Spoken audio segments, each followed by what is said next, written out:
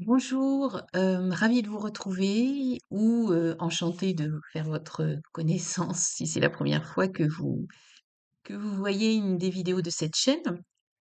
Aujourd'hui, nous allons parler prénom, et je vais vous expliquer comment on analyse, un prénom en psychogénéalogie, ce qui va vous permettre, de transposer. Alors si vous pouvez prendre des notes, faire une pause et prendre des notes, c'est possible.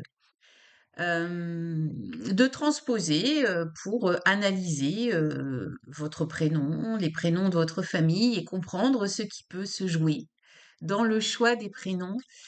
Hem, un prénom, c'est, d'abord une identité personnelle, en tout cas le premier prénom.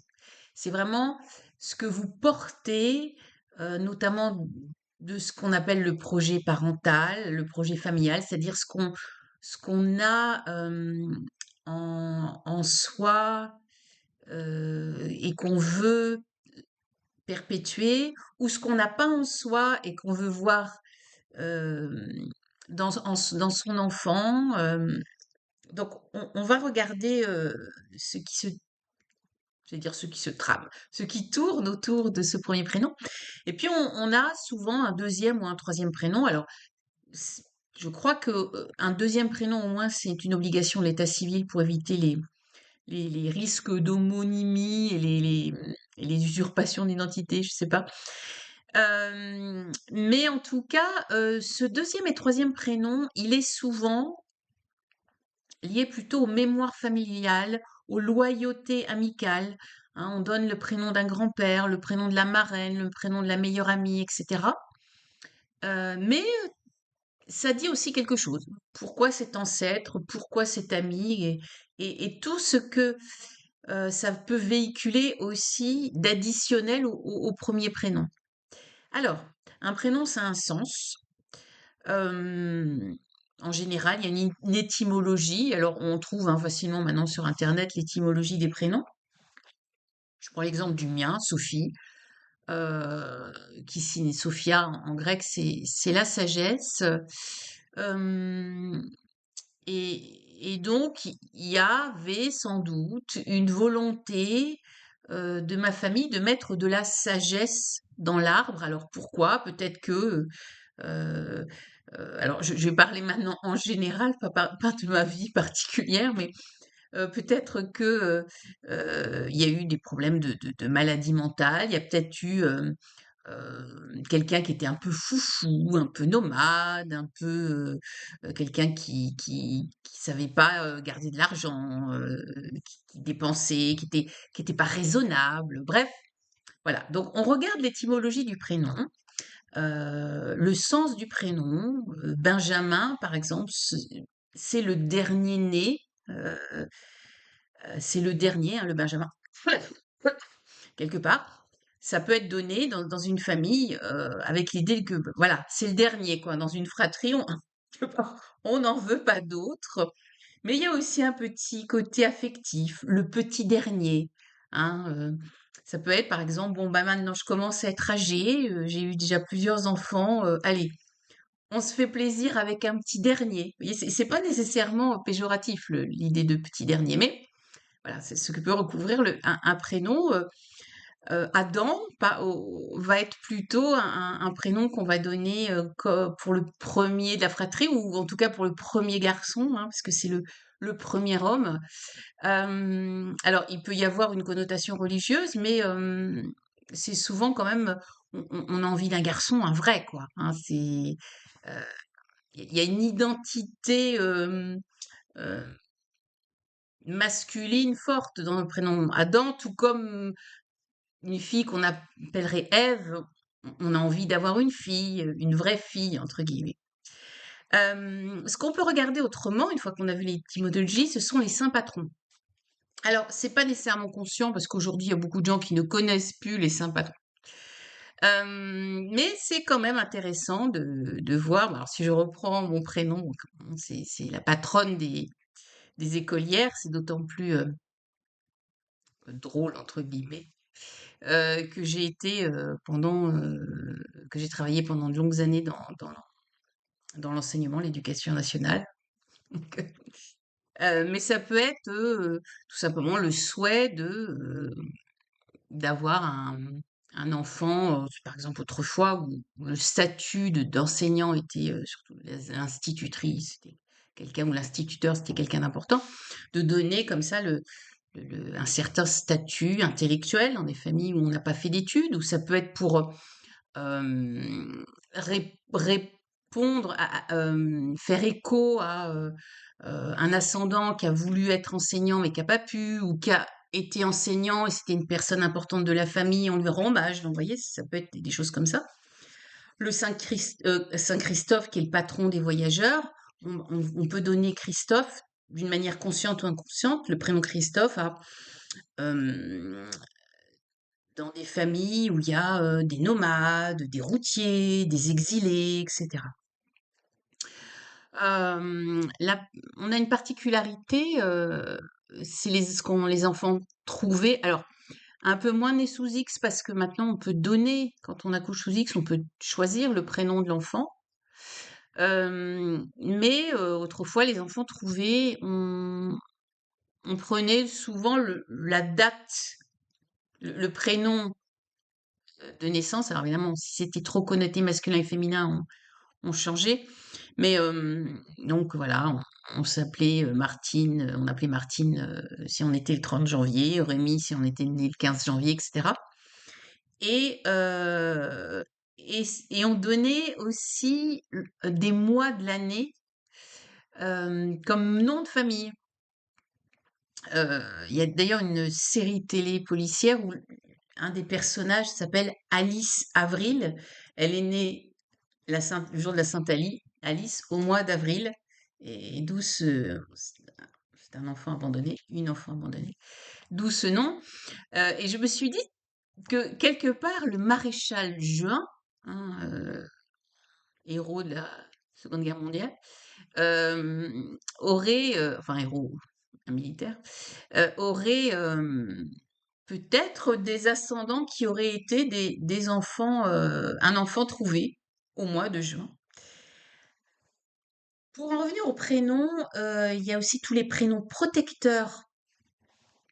Là, il y a une volonté vraiment de protéger. Alors, peut-être parce qu'on a déjà perdu des enfants, où on a fait des fausses couches, où il y a eu des décès proches dans la famille, etc. Il y a eu des épidémies, tout ce qui inquiète les parents quant au danger potentiel de mort ou de maladie chez l'enfant. Et donc, on lui donne un prénom protecteur. Alors, Marie, Jésus, moins en France, mais les Espagnols continuent à appeler des enfants Jesús. Les prénoms des apôtres, hein, Pierre, Paul, Jean, etc. Les prénoms des archanges, Raphaël, Gabriel, qui sont des prénoms qu'on donne encore aux petits garçons aujourd'hui. Bon, Michel, Michael, moins. Uriel, je sais pas entendu beaucoup d'enfants s'appeler Uriel. Bon, vous voyez le principe, donc d'archange, donc l'idée d'être protecteur. Et puis, quand on a eu dans la famille des choses dont on n'est pas très fier, alors je sais pas, un collabo pendant la Résistance, un, quelqu'un qui a été en prison, quelqu'un qui a fait du mal, etc. Il peut y avoir la volonté de nettoyer, de purifier, de laver un peu l'honneur de la famille, et on trouve des prénoms comme Claire, Blanche, Ange, Angèle, Alban, hein, du mot latin qui veut dire blanc, albus, dans l'arbre familial. Une fois qu'on a vu un petit peu les sens divers du prénom, on va aller regarder les répétitions. Il y a des prénoms qui reviennent. Alors, soit en premier prénom, soit en utilisant les deuxième et troisième prénoms. Mais c'est intéressant de voir, par exemple, des gens qui se marient et dont les prénoms des parents sont les mêmes. Il y a quelque part inconsciemment une volonté de similarité, vous savez, entre deux clans. On est du même, on est du même milieu, on est de la même famille, on est bon. Mais ça peut être aussi, je pense à une famille, le père s'appelait Jean, 7 enfants, 6 garçons, les 6 garçons s'appelaient Jean quelque chose.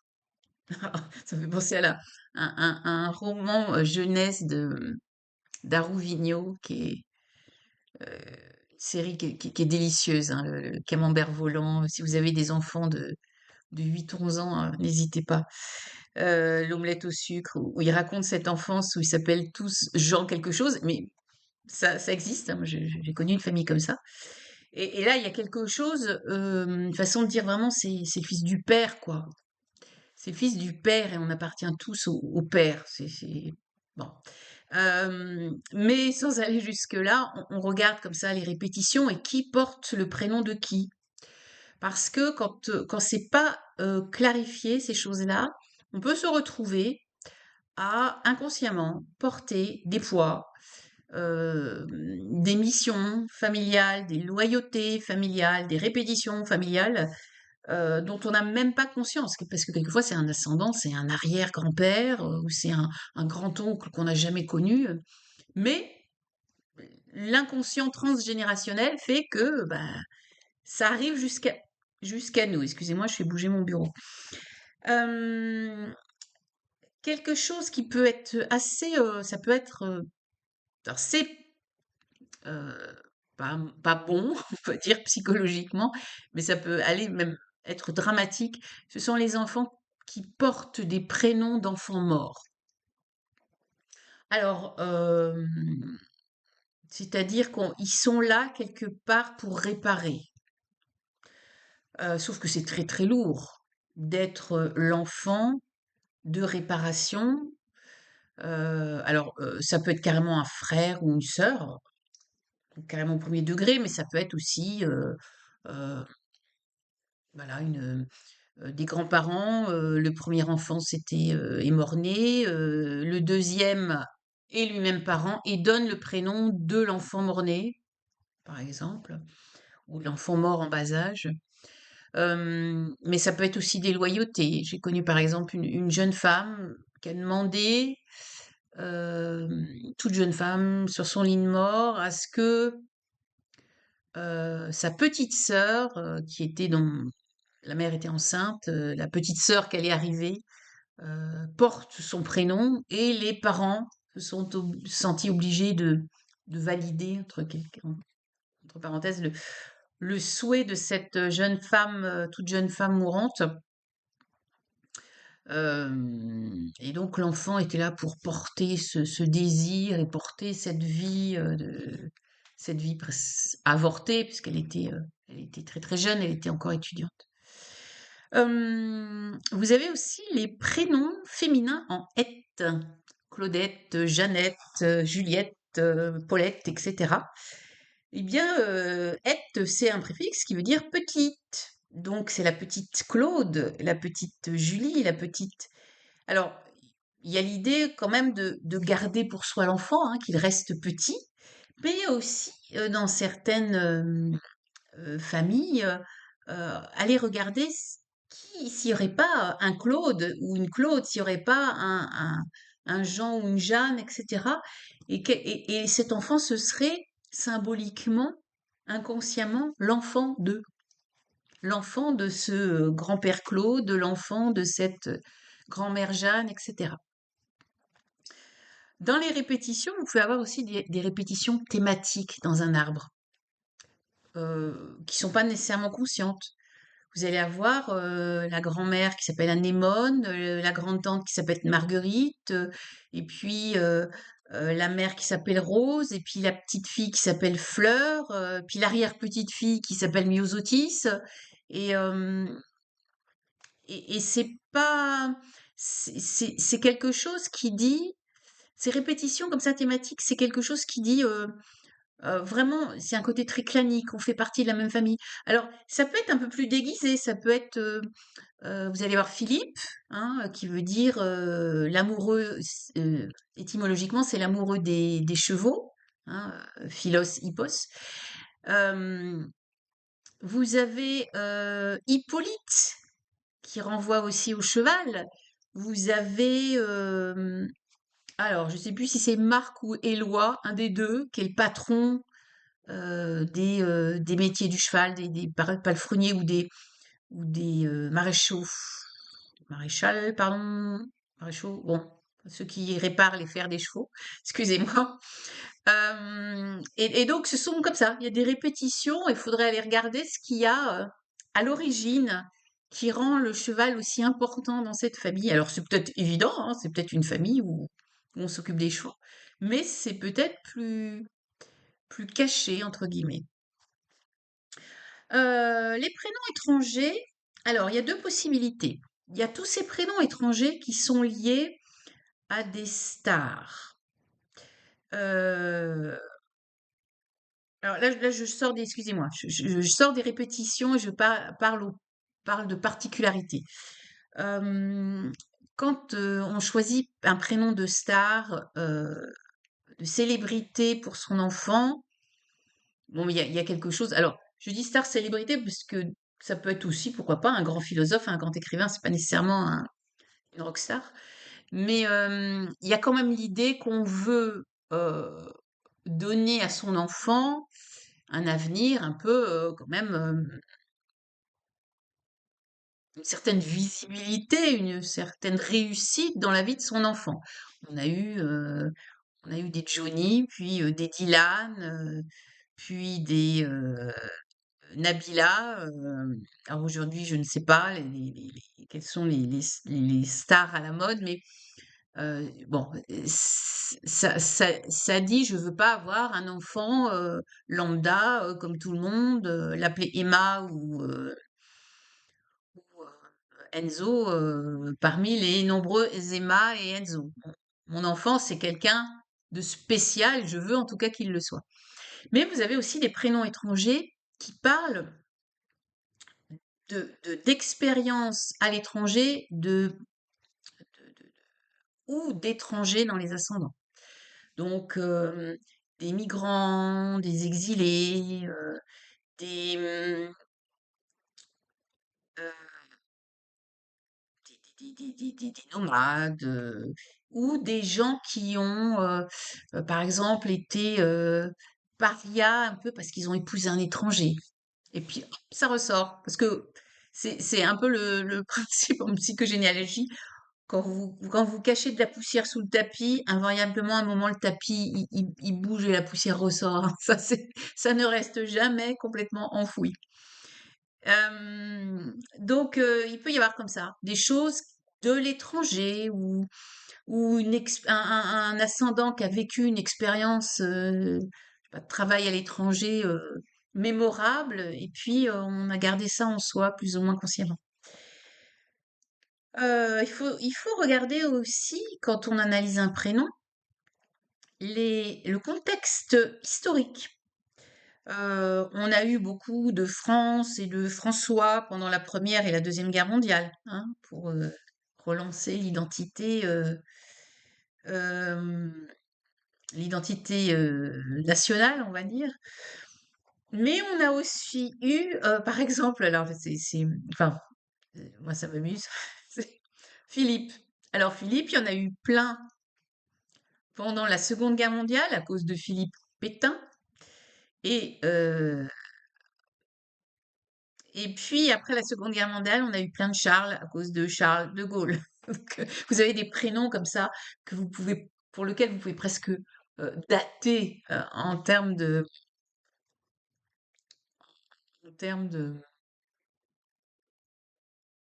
enfin, vous pouvez imaginer quel est l'âge de la personne, pardon. Donc le contexte historique va, euh, va indiquer des choses. Euh,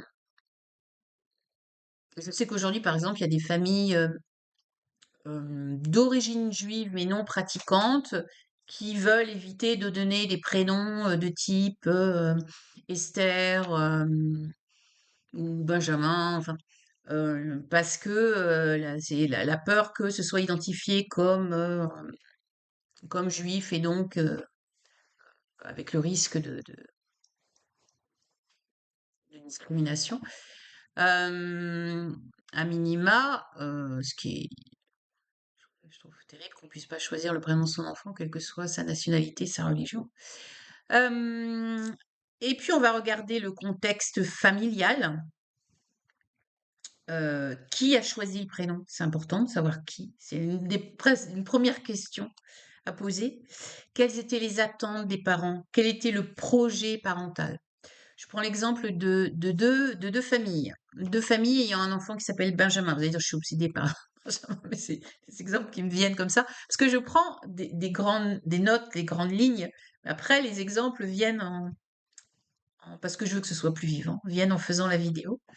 Ouais, ce ne sont pas des scripts de l'IA que je vous fais, c'est voilà, du vécu, du vécu de ma pratique. Et donc, deux familles, deux Benjamins, pour une première famille, donc petit dernier, euh, chouchouté, voilà. Et puis, deuxième, sage, calme. Et puis, la deuxième famille, l'aîné, euh, assez casse-cou. Et en parlant avec les deux mères, je me suis rendu compte que pour la première, Benjamin, c'était un prénom de petit dernier chouchouté calme, et que pour la seconde, Benjamin, c'était un prénom de casse-cou, frondeur, allant de l'avant. Et en fait, ce qui comptait, c'était pas tant l'étymologie du prénom, là, dans cet exemple, mais ce que les mères avaient mis dans ce prénom et qu'elles avaient transmis dans l'éducation. Parce que c'est l'éducation qui fait qu'un enfant va être plus casse-cou, ou plus calme, ou plus, en tout cas dans les premières années, et encore. Euh, donc, c'est aussi le sens qu'on met. Ève, ça peut être une fille qui va être très féminine, mais au sens originel du terme. Elle est féminine naturellement. Et on va avoir, par exemple, une jeune femme qui va pas être maquillée, mais qui va être très féminine aussi. Et puis, ça peut être dans l'esprit d'une mère, Ève, ma petite poupée, et au contraire, qui va être très enrubannée, petit volant, rose. Donc, c'est le contexte familial, le projet familial, c'est important. Le projet parental est important. Euh, et le prénom, euh, il va vivre aussi. Dans certaines familles, on donne des diminutifs. Euh, c'est, on connaît Alexandre, par exemple. Alexandre le Grand, hein, le roi de Macédoine. Enfin, et on en vient à Alex. Ça n'a pas la même dimension, mais peut-être que Alexandre, ça prenait presque trop de place. Vous voyez ce que je veux dire? Alors que le petit Alex, voilà, c'est un côté plus quotidien et plus vivable pour la famille. Après, c'est intéressant de voir ce que l'adulte en fait. Qu'est-ce qu'il garde, le, le diminutif ou le prénom dans l'intégralité. Donc, c'est toute une aventure que d'étudier un prénom, mais c'est très très intéressant. Donc vous prenez votre arbre et puis vous regardez les étymologies, les répétitions, les saints patrons, les prénoms protecteurs, les répétitions, les personnes importantes de l'arbre qui ont pu inciter au choix des prénoms, les contextes historiques, familiaux, et puis vous allez découvrir plein de choses. Et puis vous allez y prendre goût, et puis vous allez vous lancer après dans d'autres aventures psychogénéalogiques. J'en suis certaine. À bientôt.